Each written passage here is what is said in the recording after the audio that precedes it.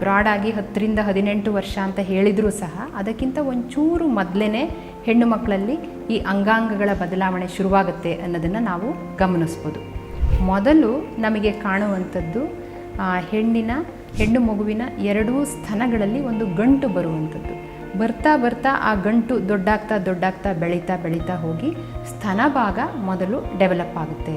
ಅಂದರೆ ಈ ಅಂಡಾಣು ಫಿಂಬ್ರಿಯಾದಿಂದ ಡಿಂಬನಾಳದಿಂದ ಗರ್ಭಕೋಶಕ್ಕೆ ಬರೋ ಹೊತ್ತಿಗೆ ಇಲ್ಲಿ ಗರ್ಭಕೋಶದ ಒಳಪದರ ಒಂದು ಮೆತ್ತನೆಯ ರಕ್ತಭರಿತವಾದ ಮಾಂಸಲಭರಿತವಾದ ಒಂದು ಬೆಡ್ಡನ್ನು, ಒಂದು ಹಾಸಿಗೆಯನ್ನು ತಯಾರು ಮಾಡಿರುತ್ತೆ ಅಂತ ಹೇಳಿರ್ಬೋದು.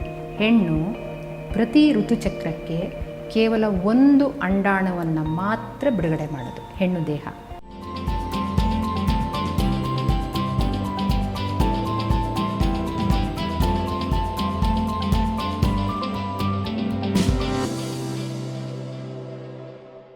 ನಾನು ಡಾಕ್ಟರ್ ಎಚ್.ಎಸ್. ಅನುಪಮ.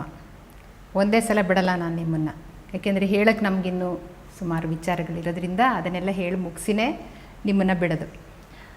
ನಾವಾಗಲೇ ನೋಡಿದ್ವಿ ಯಾಕೆ ಈ ಪ್ರಕೃತಿ ಹೆಣ್ಣು ಮತ್ತು ಗಂಡನ್ನು ಸೃಷ್ಟಿ ಮಾಡಿದೆ, XX ಅಂದ್ರೇನು, XY ಅಂದ್ರೇನು, ಮತ್ತು ಕೆಲವು ಕಡೆ XX XY ಈ ಥರದ್ದೆಲ್ಲ ತಯಾರಾಗಿರೋದು, ಇದನ್ನೆಲ್ಲ ನಾವು ನೋಡ್ಕೊಳ್ತಾ ಬಂದ್ವಿ. ಮತ್ತು ಹೆಣ್ಣು ದೇಹ ಗಂಡು ದೇಹ, ಹೆಣ್ಣು ಮಗು ಮತ್ತು ಗಂಡು ಮಗು ಆರಂಭದಲ್ಲಿ ಏನೂ ವ್ಯತ್ಯಾಸ ಇರಲ್ಲ, ಒಂದೇ ರೀತಿಯಾಗಿ ಬೆಳೀತಾ ಬರ್ತವೆ ಹೊರಗಿನ ಸ್ವರೂಪದಲ್ಲಿ. ಆಮೇಲೆ ಇದ್ದಕ್ಕಿದ್ದಂಗೆ ಬದಲಾವಣೆಗಳು ಶುರುವಾಗ್ತವೆ ಅನ್ನುವ ವಿಚಾರವನ್ನು ಸಹ ನಾವು ಗಮನಿಸಿದ್ವಿ. ಈ ಬದಲಾವಣೆಗಳು ಶುರುವಾಗುವಂಥದ್ದು ಅಂದರೆ ಒಂದು ಲೈಂಗಿಕತೆಯ ಅಂಗಾಂಗಗಳೇನಿದೆಯೋ ಆ ಬದಲಾವಣೆಗಳು ಅಥವಾ ಸಂತಾನೋತ್ಪತ್ತಿಯ ಅಂಗಾಂಗಗಳು ಏನು ಬದಲಾವಣೆ ಶುರುವಾಗುತ್ತೋ ಅದು ಸಾಧಾರಣವಾಗಿ ಹೆಣ್ಣು ಮಕ್ಕಳಲ್ಲಿ ಹದಿಹರಿಯದ ವೇಳೆಗೆ ಶುರುವಾಗುತ್ತೆ ಅಂತ ಹೇಳ್ಬೋದು. ಅಥವಾ ಹದಿಹರಿಯನ ಬ್ರಾಡಾಗಿ 10ರಿಂದ 18 ವರ್ಷ ಅಂತ ಹೇಳಿದರೂ ಸಹ ಅದಕ್ಕಿಂತ ಒಂಚೂರು ಮೊದಲೇ ಹೆಣ್ಣು ಮಕ್ಕಳಲ್ಲಿ ಈ ಅಂಗಾಂಗಗಳ ಬದಲಾವಣೆ ಶುರುವಾಗುತ್ತೆ ಅನ್ನೋದನ್ನು ನಾವು ಗಮನಿಸ್ಬೋದು. ಮೊದಲು ನಮಗೆ ಕಾಣುವಂಥದ್ದು ಹೆಣ್ಣು ಮಗುವಿನ ಎರಡೂ ಸ್ತನಗಳಲ್ಲಿ ಒಂದು ಗಂಟು ಬರುವಂಥದ್ದು. ಅಂದರೆ ಮೊದಲು ಒಂದು ಸಣ್ಣ ಗಂಟು ಮೊದಲು ಯಾವುದಾದ್ರು ಒಂದು ಕಡೆಯ ಸ್ತನದಲ್ಲಿ ಕಾಣಿಸ್ಕೊಳ್ಳುತ್ತೆ, ಆಮೇಲೆ ಇನ್ನೊಂದು ಸ್ತನದಲ್ಲಿ ಕಾಣಿಸುತ್ತೆ. ಎರಡೂ ಕಡೆಯ ಸ್ತನದಲ್ಲಿ ಒಂದೊಂದು ಗಂಟು ಬಂದು ಬರ್ತಾ ಆ ಗಂಟು ದೊಡ್ಡಾಗ್ತಾ ಬೆಳೀತಾ ಹೋಗಿ ಸ್ತನ ಭಾಗ ಮೊದಲು ಡೆವಲಪ್ ಆಗುತ್ತೆ. ಆದರೆ ಈ ಸ್ತನ ಭಾಗದ ಬೆಳವಣಿಗೆ ಶುರುವಾಗುವ ಹೊತ್ತಿಗೆ ಸರಿಯಾಗಿ ಕೆಲವು ಕೊಂಕುಳಿರ್ಬೋದು ಅಥವಾ ಗುಪ್ತಾಂಗಗಳ ಮೇಲೆ ಇರ್ಬೋದು ಕೂದಲು ಬೆಳೆಯುವ ಕ್ರಿಯೆ ಸಹ ಶುರುವಾಗುತ್ತೆ ಹೆಣ್ಣಿನ ದೇಹದಲ್ಲಿ. ಇದು ಎರಡೂ ಆಗ್ತಾ ಇರುವಾಗ ಇದು ಹೊರಗಿದ್ದ ಈ ಬದಲಾವಣೆ ನಮಗೆ ತುಂಬ ಸಣ್ಣದಾಗಿ ಕಂಡರೂ ಸಹ ಇದರ ಹಿಂದೆ ಆ ಹೆಣ್ಣು ಮಗುವಿನ ದೇಹದಲ್ಲಿ ತುಂಬ ರಸದೂತಗಳ ಅಥವಾ ಬೇರೆ ಅಂಗಾಂಗಗಳ ಒಂದು ವಿಶಿಷ್ಟ ಪ್ರಕ್ರಿಯೆ ಅಥವಾ ವಿಶಿಷ್ಟ ಸಮೀಕರಣಗಳು ಏನೇನೋ ಸಂಭವಿಸ್ತಾ ಇರ್ತವೆ ಅನ್ನೋದನ್ನು ನಾವು ಗಮನಿಸ್ಬೋದು. ನಾನು ಹಿಂದಿನ ಎಪಿಸೋಡಲ್ಲಿ ಮಾತಾಡುವಾಗ ಹೇಳ್ದಂಗೆ ಮೆದುಳಲ್ಲಿ ಇರುವಂತಹ ಹೈಪೋಥಾಲಮಸ್ಸು ಮತ್ತು ಪಿಟ್ಯುಟರಿ ಆ ಎರಡೂ ಗ್ಲ್ಯಾಂಡ್ಗಳೇನಿದೆಯೋ ಗ್ರಂಥಿಗಳು ಏನಿದೆಯೋ ಅವುಗಳ ಪ್ರಭಾವದಿಂದ ಥೈರಾಯ್ಡ್ ಮತ್ತು ಅಂಡಾಶಯ ಏನಿದೆಯೋ ಅವು ಸಹ ತಮ್ಮ ಕೆಲಸವನ್ನು ಮಾಡೋಕ್ಕೆ ಅಂತ ಶುರು ಮಾಡ್ತವೆ. ಸೊ ಯಾವಾಗ ಥೈರಾಯ್ಡ್ ಮತ್ತು ಅಂಡಕೋಶ ಇದೆಯಲ್ಲ ಅದರ ಕೆಲಸ ಶುರುವಾಗುತ್ತೋ ಆವಾಗ ಖಚಿತವಾದ ಈ ರೀತಿಯ ಕೆಲವು ಹೊರ ಅಂಗಗಳ ಹೆಣ್ಣಿನ ಬೆಳವಣಿಗೆ, ಹೆಣ್ಣು ಅಂತ ಹೇಳುವಂತಹ ಅಂಗಾಂಗಗಳ ಬೆಳವಣಿಗೆ ಶುರುವಾಗೋದನ್ನು ನಾವು ಗಮನಿಸ್ಬೋದು. ಈ ಪಿಟ್ಯುಟರಿ ಮತ್ತು ಹೈಪೋಥಾಲಮಸ್ ಅದರ ಪ್ರಭಾವದಿಂದ ಅಂಡಕೋಶ ಏನಾಗುತ್ತೆ, ಎರಡೂ ಕಡೆ ಬಲ ಮತ್ತು ಎಡ ಎರಡೂ ಕಡೆ ಅಂಡಕೋಶ ಇರುತ್ತೆ ಅಂತ ನಾನು ಆವಾಗಲೇ ಹೇಳಿದ್ದೆ. ಒಂದು ಹೆಣ್ಣು ಮಗು ಹುಟ್ಟಿದವಾಗ ಒಟ್ಟು ಆ ಹೆಣ್ಣು ಮಗುವಿನ ದೇಹದಲ್ಲಿ 10 ಲಕ್ಷದಷ್ಟು ಅಂಡಾಣುವನ್ನು ತಯಾರು ಮಾಡುವಂತಹ ಪ್ರೈಮಾರ್ಡಿಯಲ್ ಫಾಲಿಕಲ್ಸ್ ಅಂತ ಕರಿತೀವಿ. ಅಂದರೆ ಅದರ ಪೂರ್ವ ಜೀವಕೋಶ ಅಷ್ಟು ಅಂದರೆ ಮಾತೃ ಜೀವಕೋಶ 10 ಲಕ್ಷದಷ್ಟು ಇರ್ತವೆ. ಮಗು ಬೆಳೀತಾ ಬಂದಂಗೆ ಆ 10 ಲಕ್ಷ ಇರುವ ಸಂಖ್ಯೆ ಕಡಿಮೆ ಆಗ್ತಾ ಬಂದು ಒಂದು 8-10 ವರ್ಷ ಮುಟ್ಟೋ ಹೊತ್ತಿಗೆ ಕೆಲವು ಲಕ್ಷ ಪ್ರೈಮಾರ್ಡಿಯಲ್ ಫಾಲಿಕಲ್ಗಳು ಎರಡೂ ಕಡೆಯ ಅಂಡಾಶಯದಲ್ಲಿ ಉಳ್ಕೊಂಡಿರ್ತವೆ. ಸೊ ಒಂದು ಫೈನ್ ಡೇ ಏನಾಗುತ್ತೆ ಅಂತಂದರೆ ಈ ಹೈಪೋಥಾಲಮಸ್ ಪಿಟ್ಯುಟರಿ ಇದು ಎರಡರ ಸ್ಟಿಮ್ಯುಲೇಷನ್ನಿಂದ ಈ ಅಂಡಾಶಯದಲ್ಲಿ ಇರುವಂತಹ ಒಂದು ಪ್ರೈಮಾರ್ಡಿಯಲ್ ಫಾಲಿಕಲ್ ಅಥವಾ ಒಂದು ಮಾತೃಕೋಶ, ಅದು ಒಂದೇ ಸೆಲ್ಲಿನ ಜೀವಕೋಶ, ಕಣ್ಣಿಗೆ ಕಾಣಲ್ಲ, ಸೂಕ್ಷ್ಮದರ್ಶಕಕ್ಕೆ ಮಾತ್ರ ಕಾಣುವಂಥದ್ದು. ಎಡಗಡೆ ಅಥವಾ ಬಲಗಡೆ ಎರಡರಲ್ಲಿ ಒಂದು ಕಡೆ ಅದು ಬೆಳೀತಾ ಬೆಳೀತಾ ಬೆಳೀತಾ ಗುಳ್ಳೆ ಥರ ಬೆಳೀತಾ ಬೆಳೀತಾ ಹೋಗಿ ಸಂಪೂರ್ಣ ಅದು ಗುಳ್ಳೆ ದೊಡ್ಡ ಆಗಿದೆ ಅಂತ ಅನ್ನಿಸ್ತವಾಗ ಗುಳ್ಳೆ ಒಡೆದು ಅದರಿಂದ ಒಂದು ಅಂಡಾಣು ಬಿಡುಗಡೆ ಆಗುತ್ತೆ. ಅದು ಎಡಗಡೆನೂ ಇರ್ಬೋದು ಅಥವಾ ಬಲಗಡೆನೂ ಇರ್ಬೋದು. ಅದು ಯಾವುದು ಅನ್ನೋದು ಅದು ಇಂಥದ್ದೇ ಸೈಡ್ ಆಗಬೇಕು ಅನ್ನೋಕ್ಕೆ ಏನು ಪೂರ್ವ ನಿರ್ಧಾರ ಏನೂ ಇಲ್ಲ.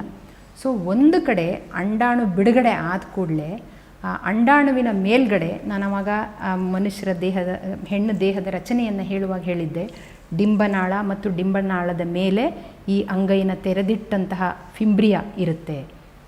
ಆ ಫಿಂಬ್ರಿಯಾದ ಕೆಳಗಡೆನೇ ಅಂಡಾಶಯ ಇರುತ್ತೆ.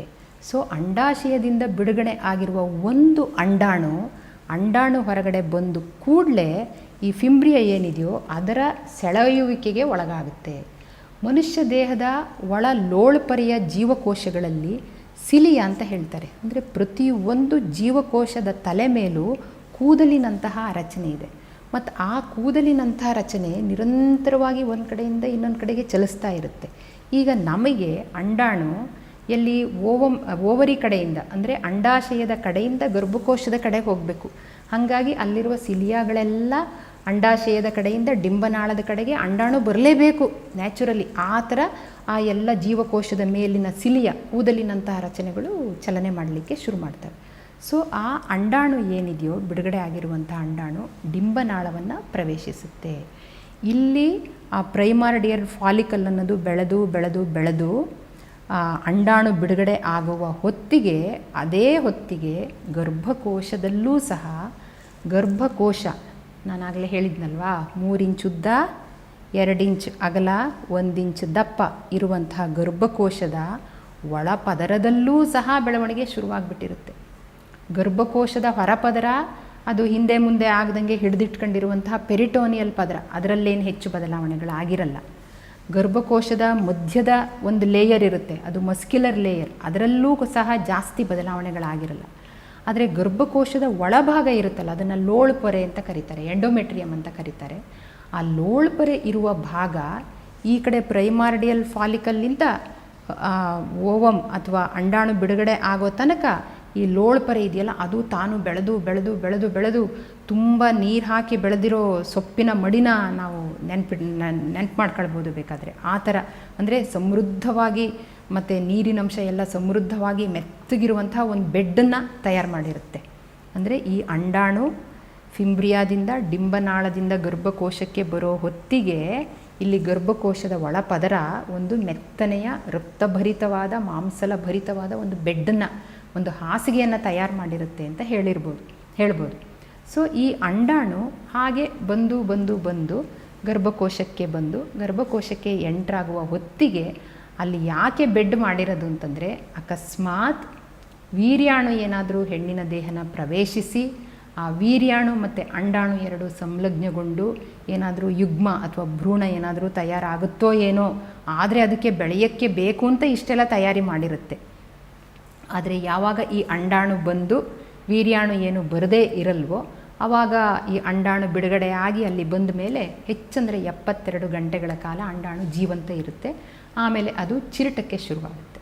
ಸೊ ಯಾವಾಗ ಅಂಡಾಣು ತನ್ನ ಜೀವನ ಕಳ್ಕೊಳ್ತೋ ಅಥವಾ ಆ ಒಂದು ಸೆಲ್ ಅದು ಚಿರುಟ್ತಾ ಹೋಯ್ತೋ ಆವಾಗ ಗರ್ಭಕೋಶದ ಒಳಗಿನ ಲೋಳ್ಪೊರೆ ಇರುತ್ತಲ್ಲ, ಅದು ಬೆಳೆದು ಬಿಟ್ಟಿರುತ್ತಲ್ಲ, ಇಷ್ಟು ದಿವಸ ಒಳ್ಳೆ ಬೆಡ್ವನ್ನು ತಯಾರು ಮಾಡಿರುತ್ತಲ್ಲ, ಅದು ಸಹ ಓಹೋ ನನಗೆ ಈ ಸಲ ಏನೂ ಕೆಲಸ ಇಲ್ಲ, ಈ ಸಲ ಭ್ರೂಣ ಬರಲ್ಲ, ಅದನ್ನು ಬೆಳೆಸುವ ನನ್ನ ಕೆಲಸ ಏನೂ ಇಲ್ಲ, ನಾನು ಚಿರುಟ್ತೀನಿ ಅಂತ ಹೇಳಿ ಆ ನಂತರ ಆ ಗರ್ಭಕೋಶದ ಒಳಪದರ ಲೋಳ್ಪೊರೆ ಸಹ ಬರ್ತಾ ಬರ್ತಾ ಬರ್ತಾ ಚಿರುಟ್ತಾ ಹೋಗುತ್ತೆ.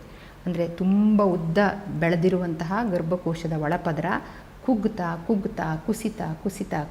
ಕುಸಿತಾ ಕೊನೆಗೆ ಚಿರುಟಿ ಸೊ ಗರ್ಭಕೋಶದ ಒಳಪದರ ಒಂಥರ ಸುಲ್ಕಂಡಂಗಾಗಿ ಕಿತ್ಕೊಂಡು ಬರೋಕ್ಕೆ ಶುರುವಾಗುತ್ತೆ. ಸೊ ಕಿತ್ಕೊಂಡು ಬಂದವಾಗ ಅದರ ಒಳಗಿರುವ ರಕ್ತನಾಳಗಳು ಚಟ್ ಅಂತ ಅದು ಓಪನ್ ಆಗ್ತವೆ. ಸೊ ಆ ಓಪನ್ ಆಗಿರುವ ರಕ್ತನಾಳದಿಂದ ಬರುವ ರಕ್ತ, ಸುಲ್ಕೊಂಡಿರುವಂತಹ ಗರ್ಭಕೋಶದ ಒಳಪದರ ಇದೆಲ್ಲವುದು ಸೇರಿ ಗರ್ಭಕೋಶದ ಬಾಯಿ ಅಥವಾ ಸರ್ವಿಕ್ಸ್ ಅದರಿಂದ ಹರ್ಕೊಂಡು ಯೋನಿಯಿಂದ ಹೊರಗಡೆ ಬರುತ್ತೆ. ಅದನ್ನೇ ನಾವು ಮುಟ್ಟು ಅಂತ ಕರಿತೀವಿ. ಇದನ್ನೇ ನಾವು ಋತುಸ್ರಾವ ಅಂತ ಕರಿತೀವಿ. ಇದು ಮೊದಲನೇ ಸಲ ಸಂಭವಿಸುತ್ತೆ.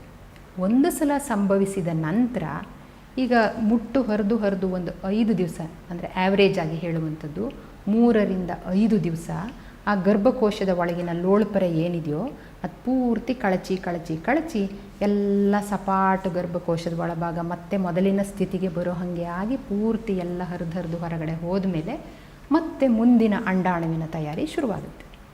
ಈ ಸಲ ಬಲಬದಿಯಿಂದ ಅಂಡಾಣು ಬಂದಿದ್ದರೆ ಮುಂದಿನ ಸಲ ಎಡಬದಿಯ ಕೆಲಸ ಶುರುವಾಗುತ್ತೆ.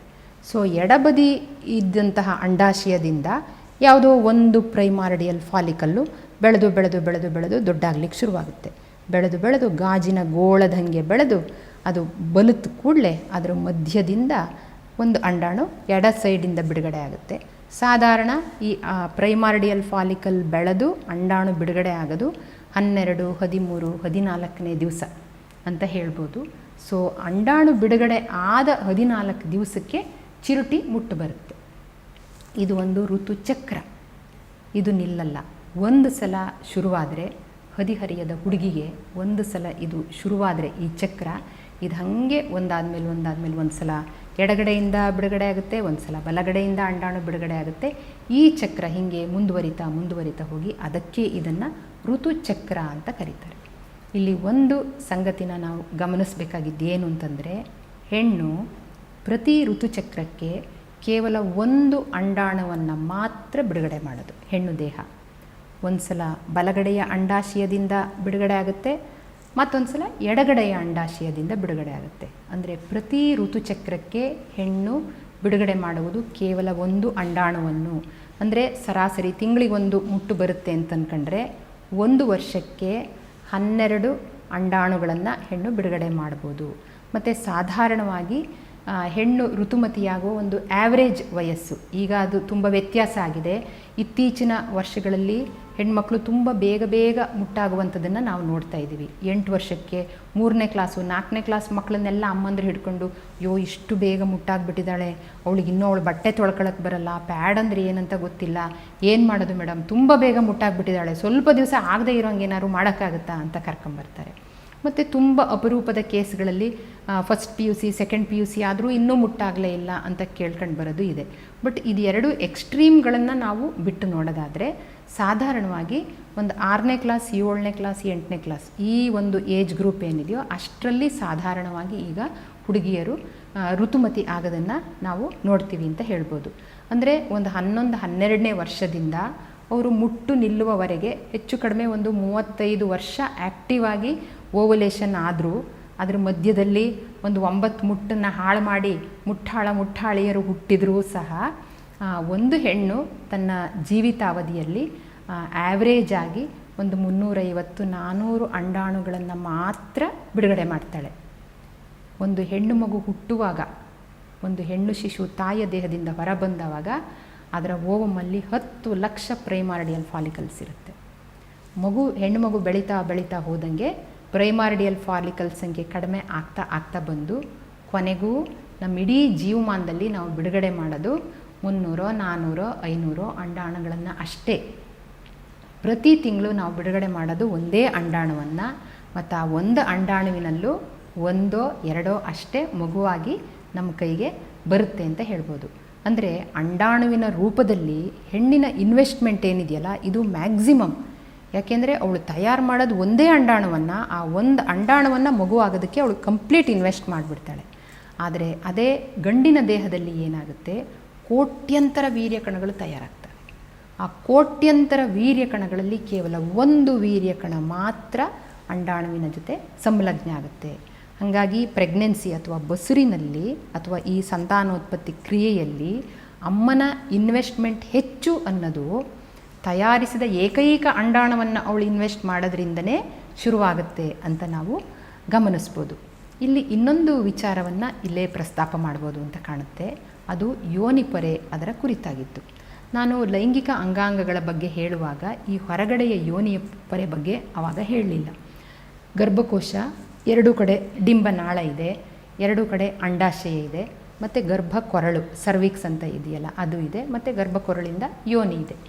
ಈ ಯೋನಿಯಿಂದ ಹೊರಗಡೆ ರಕ್ತ ಹರಿದು ಹೊರಗಡೆ ಬರುವಾಗ ಅಲ್ಲೊಂದು ಯೋನಿ ಪೊರೆ ಅನ್ನುವಂಥ ಒಂದು ರಚನೆ ಇದೆ.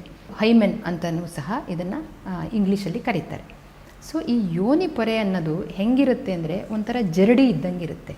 ಅಂದರೆ ಅದರ ಮಧ್ಯೆ ಸಣ್ಣ ಸಣ್ಣ ರಂಧ್ರಗಳಿರುವಂತಹ ಒಂದು ತೆಳ್ಳನೆಯ ಪೊರೆ. ಹಲವರಲ್ಲಿ ಒಂದು ತುಂಬ ತೆಳುವಾಗಿರುವ ಪದರದ ಥರ ಇದ್ದರೆ, ಎಲ್ಲೋ ಅತಿ ವಿರಳ ಹೆಣ್ಣುಮಕ್ಕಳಲ್ಲಿ ಅದು ಸ್ವಲ್ಪ ಟಫ್ ಆಗಿರುವಂತಹ ಗಟ್ಟಿಯಾಗಿರುವಂತಹ ತೆರೆಯ ರೀತಿ ಇರುತ್ತೆ ಅಂತ ಹೇಳ್ಬೋದು. ಸೊ ಮೊದಲ ಸಲ ಸ್ರಾವ ಆದವಾಗಲೂ ಸಹ ಅದು ಆಗುವ ಹೊಟ್ಟೆ ನೋವೇನಿದೆಯಲ್ಲ, ಅದು ಯೋನಿ ಪೊರೆಯಿಂದ ಆಗೋ ಹೊಟ್ಟೆ ನೋವಲ್ಲ. ಬಹುತೇಕ ಹೆಣ್ಮಕ್ಳಲ್ಲಿ ಅವರು ಎದ್ದು ಕೂತು ಸೈಕಲ್ ಹೊಡೆದು ನಡೆದಾಡಿ ಓಡಾಡಿ ಅದು ಏನು ಮಾಡಬೇಕಂತಿಲ್ಲ, ಬರ್ತಾ ಬರ್ತಾ ಆ ಜರಡಿ ಒಳಗೆ ಇರುವಂತಹ ಸಣ್ಣ ಸಣ್ಣ ರಂಧ್ರಗಳು ದೊಡ್ಡಾಗ್ತಾ ಮುಟ್ಟಾಗುವ ಹೊತ್ತಿಗೆ ಒಂದು ದೊಡ್ಡ ರಂಧ್ರ ಇರುತ್ತೆ ಮತ್ತು ಯೋನಿಪರಿಯ ಕೆಳಭಾಗ ಮಾತ್ರ ಒಂಚೂರು ಉಳ್ಕೊಂಡಿರುತ್ತೆ. ಆದರೆ ಇವತ್ತಿಗೂ ಎಷ್ಟೋ ಸಮುದಾಯಗಳಲ್ಲಿ ಮೊದಲನೇ ಸಲ ಗಂಡು ಹೆಣ್ಣಿನ ಸಮಾಗಮ ಆದಮೇಲೆ ಹೆಣ್ಣಿನ ಹಾಸಿಗೆಯಲ್ಲಿ ಒಂಚೂರು, ಅಂದರೆ ಆ ಹಾಸಿಗೆಯಲ್ಲಿ ರಕ್ತ ಇರಬೇಕು, ಇದ್ರಷ್ಟೇ ಆ ಹೆಣ್ಣು ಕನ್ಯೆ ಆಗಿದ್ಲು, ಇಲ್ಲ ಅಂತಂದರೆ ಇವಳಿಗೆ ಮುಂಚೆನೇ ಯಾರದ್ದೋ ಜೊತೆ ಲೈಂಗಿಕ ಸಂಪರ್ಕ ಏರ್ಪಟ್ಟಿದೆ ಅನ್ನುವ ಒಂದು ತಪ್ಪು ಕಲ್ಪನೆ ಇವತ್ತಿಗೂ ಇಷ್ಟು ಮುಂದುವರೆದಿರೋ 2025ನೇ ಇಸವಿಯಲ್ಲೂ ಸಹ ಉಳ್ಕೊಂಡಿದೆ. ಇದು ಸಂಪೂರ್ಣ ತಪ್ಪಾಗಿರುವಂತಹ ಒಂದು ಅಭಿಪ್ರಾಯ, ತಪ್ಪಾಗಿರುವಂತಹ ಕಲ್ಪನೆ. ಯಾಕೆಂದರೆ ಬಹುಪಾಲು ಹೆಣ್ಣು ಮಕ್ಕಳಲ್ಲಿ ಯೋನಿಪೊರೆ ಅನ್ನುವಂಥದ್ದು ಪೂರ್ತಿ ಇರಲ್ಲ. ಅದರದ್ದು ರೂಡಿಮೆಂಟ್ರಿ, ಅಂದರೆ ಏನೋ ಒಂಚೂರು ಭಾಗ ಅಷ್ಟೇ ಕೆಳಗಡೆ ಇರುತ್ತೆಯೇ ಹೊರತು ಅದು ಏನು ಮೊದಲ ಸಮಾಗಮದಲ್ಲಿ ರಕ್ತ ಹರಿಯುವಷ್ಟೆಲ್ಲ ಯೋನಿಪೊರೆ ಬಹುತೇಕ ಹೆಣ್ಮಕ್ಳಲ್ಲಿ ಇರಲ್ಲ. ಈ ವಿಚಾರನ ನಾವೊಂದು ತಿಳ್ಕೊಳ್ಬೇಕು. ಮತ್ತು ಆ ಯೋನಿಪೊರೆ ಅಥವಾ ಕನ್ಯಾಪೊರೆ ಇದ್ದರೂ ಸಹ ಅದು ಜರಡಿ ಥರ ಇರೋದ್ರಿಂದ ಮುಟ್ಟಿನ ರಕ್ತ ಸರಾಗವಾಗಿ ಹೊರಗಡೆ ಹರಿದು ಬರೋಕ್ಕೆ ಏನೂ ಸಮಸ್ಯೆ ಆಗಲ್ಲ. ಸೊ ಪ್ರತಿ ಸಲ ಮುಟ್ಟಾದವಾಗ ಒಂದು ಸಾಮಾನ್ಯವಾಗಿ ಹೆಚ್ಚಂದರೆ ಒಂದು 60 ml ರಕ್ತದ ತನಕ ಹೊರಗಡೆ ಹರಿದು ಹೋಗುತ್ತೆ ಅಂತ ಹೇಳ್ಬೋದು. ಅದು 3 ದಿವಸ 5 ದಿವಸ, ಕೆಲವರಲ್ಲಿ ಸ್ರಾವ ಹೆಚ್ಚಿರ್ಬೋದು, ಕೆಲವರಲ್ಲಿ ಸ್ರಾವ ಕಡಿಮೆ ಇರ್ಬೋದು, ಕೆಲವರಲ್ಲಿ ಮೊದಲನೇ ದಿವಸ ಕಡಿಮೆ 2-3ನೇ ದಿವಸ ಜಾಸ್ತಿ ಇರ್ಬೋದು, ಮತ್ತು ಕೆಲವರಿಗೆ ಎಲ್ಲ ದಿವಸಗಳಲ್ಲೂ ಕೇವಲ ಒಂದು ಸ್ವಲ್ಪ ಅಷ್ಟೇ ಸ್ರಾವ ಹೋಗ್ಬೋದು. ಈ ಥರ ಇದೆಲ್ಲದೂ ಸಹ ಅಬ್ನಾರ್ಮಲ್ ಅಂತ ನಾವೇನು ತಗೋಬೇಕಾಗಿಲ್ಲ. ಮತ್ತು ಎಳೆಯ ಮಕ್ಕಳಲ್ಲಿ ಈ 8ನೇ ಕ್ಲಾಸು 8ನೇ ವರ್ಷ 9ನೇ ವರ್ಷ 10ನೇ ವರ್ಷಕ್ಕೆಲ್ಲ ಋತುಮತಿಯಾಗುವ ಮಕ್ಕಳಲ್ಲಂತೂ ಕೆಲವರು ಒಂದು ಸಲ ಮುಟ್ಟಾದ ಮೇಲೆ 1 ವರ್ಷ ಮತ್ತು ಆಗದೇ ಇಲ್ಲ ಮಕ್ಕಳು. ಅದಕ್ಕೆ ನಾವು ಭಯ ಪಡಬೇಕಾಗಿರುವಂಥದ್ದು ಏನೂ ಇಲ್ಲ. ಏಕೆಂದರೆ ಹೊರಗಿಂದ ದೇಹ ನೋಡಲಿಕ್ಕೆ ಬೆಳೆದಿರುತ್ತೆ ಹೊರತು ಒಳಗಡೆ ಇನ್ನೂ ಆ ವ್ಯವಸ್ಥೆ ಇದೆಯಲ್ಲ, ವ್ಯವಸ್ಥೆ ಸಂಪೂರ್ಣವಾಗಿ ಖಚಿತವಾಗಿ ರೂಪುಗೊಂಡಿರಲ್ಲ. ಆ ಕಾರಣಕ್ಕೆ ಒಂದು ಸಲ ಋತುಮತಿ ಆಗಿರುವಂತಹ ಮಗು ಮತ್ತು 6 ತಿಂಗಳು ಆಗದೆ ಹೋಗ್ಬೋದು, 3 ತಿಂಗಳು ಆಗದೆ ಹೋಗ್ಬೋದು. ಅದು ಸಹ ಸಹಜವೇ. ಅಂದರೆ ಆ ಮಗುವಿನ ದೇಹದ ಸಂತಾನೋತ್ಪತ್ತಿ ವ್ಯವಸ್ಥೆ ರೂಪುಗೊಳ್ಳೋಕ್ಕೆ ಟೈಮ್ ಬೇಕು. ಹೊರಗೆ ಸ್ತನ ಬೆಳೆದಿರ್ಬೋದು ಅಥವಾ ಗರ್ಭಕೋಶ ಅಷ್ಟು 3 ಇಂಚು ಅಥವಾ ಇನ್ನೊಂದು ಬೆಳೆದಿರ್ಬೋದು, ಆದರೆ ವ್ಯವಸ್ಥೆ ಇಲ್ಲದೆ ಇರುವಂತಹ ಕಾರಣ ಅದರಲ್ಲಿ ಕೆಲವು ವ್ಯತ್ಯಾಸಗಳನ್ನು ಕಾಣ್ತೀವಿ. ಆದರೆ ಕೆಲವು ಮಕ್ಕಳಿಗೆ ಅತಿಸ್ರಾವ ಮತ್ತು ಪದೇ ಪದೇ ಮುಟ್ಟಾಗುವಿಕೆ ಸಂಭವಿಸುತ್ತೆ. ಮೊದಲ ಋತುಮತಿ ಆದ ನಂತರ 15 ದಿವಸಕ್ಕೆ ಮತ್ತೆ ಆಗೋದು, 1 ವಾರಕ್ಕೆ ಮತ್ತೆ ಆಗೋದು, ಮತ್ತು ಒಂದು ಸಲ ಆದರೆ ತಿಂಗಳುಗಟ್ಟಲೆ ಹೋಗೋದು. ಈ ರೀತಿಯ ಕೆಲವು ವಿಚಾರಗಳು ಆದವಾಗ, ಈ ರೀತಿಯ ಸಮಸ್ಯೆಗಳು ಬಂದಾವಾಗ ವೈದ್ಯರ ಹತ್ರ ಹೋಗಿ ಅವರ ಆ ಮಗುವನ್ನು ಅಥವಾ ಅವರನ್ನು ತೋರಿಸಿ ಅವಳ ದೈಹಿಕ ಕಂಡೀಷನ್ ಹೇಗಿದೆ ಅಥವಾ ಅವಳ ದೈಹಿಕ ಚಟುವಟಿಕೆ ಯಾವ ರೀತಿಯಾಗಿದೆ, ಅವಳ ಮನಸ್ಸಲ್ಲಿ ಏನಿದೆ ಅದನ್ನೆಲ್ಲ ಅವರು ಅರ್ಥ ಮಾಡ್ಕೊಳ್ತಾರೆ. ಅಂಥ ಹೊತ್ತಲ್ಲಿ ವೈದ್ಯರ ಹತ್ರ ಹೋಗಬೇಕಾಗಿರುವಂಥ ಅವಶ್ಯಕತೆ ಇದೆ ಅಂತ ಹೇಳ್ಬೋದು. ಇದಿಷ್ಟು ನಮ್ಮ ಮುಟ್ಟಿನ ಕತೆ. ಪ್ರತಿ ತಿಂಗಳು ಕರಿದೆ ಹೇಳಿಸ್ಕೊಳ್ಳದೆ ತಾನಾಗಿ ಬರುತ್ತೆ, 4-5 ದಿವಸ ಹರಿಯುತ್ತೆ, ಮತ್ತೆ ಹೋಗುತ್ತೆ, ಬರುತ್ತೆ, ಹರಿಯುತ್ತೆ, ಹೋಗುತ್ತೆ. ಈ ರೀತಿಯಾಗಿ ನಮ್ಮ ಹೆಣ್ಣುಗಳನ್ನು ಅಥವಾ ಇಡೀ ಮಾನವ ಕುಲವನ್ನು ಸಂತಾನೋತ್ಪತ್ತಿ ಮಾಡಿ ಕುಲ ಮುಂದುವರ್ಸೋಕ್ಕೆ ಕಾರಣವಾಗಿರುವ ಮುಟ್ಟೇನಿದೆಯಲ್ಲ, ಇದು ಈ ಮುಟ್ಟಿನ ಕತೆ. ಆದರೆ ಮುಟ್ಟಿನ ಕತೆ ಅಷ್ಟು ಬೇಗ ಮುಗಿಯಲ್ಲ. ಮುಟ್ಟಿನ ಹಿಂದೆ ಮುಂದೆ ಆಚೆ ಈಚೆ ಮೇಲೆ ಕೆಳಗೆ ಇನ್ನೂ ತುಂಬ ಕತೆಗಳಿದ್ದಾವೆ. ಅದನ್ನೆಲ್ಲ ಒಂದೊಂದಾಗಿ ನೋಡ್ತಾ ಹೋಗೋಣ. ಮತ್ತಷ್ಟು ವಿಶೇಷ ವಿಡಿಯೋಗಳನ್ನು ನೋಡಲು ಮತ್ತು ಹೊಸ ವಿಡಿಯೋಗಳ ಬಗ್ಗೆ ತಿಳಿಯಲು eDina.com ಯೂಟ್ಯೂಬ್ ಚಾನೆಲ್ ಸಬ್ಸ್ಕ್ರೈಬ್ ಮಾಡಿ ಮತ್ತು ಬೆಲ್ ಐಕಾನ್ ಕ್ಲಿಕ್ ಮಾಡಿ.